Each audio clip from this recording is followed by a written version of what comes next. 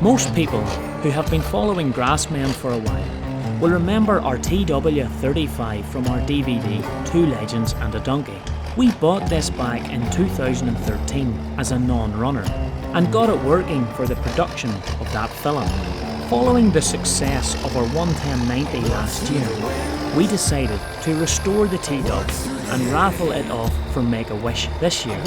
It is now ready for what is maybe the most ambitious project we have been a part of, the 32 County Baler Challenge.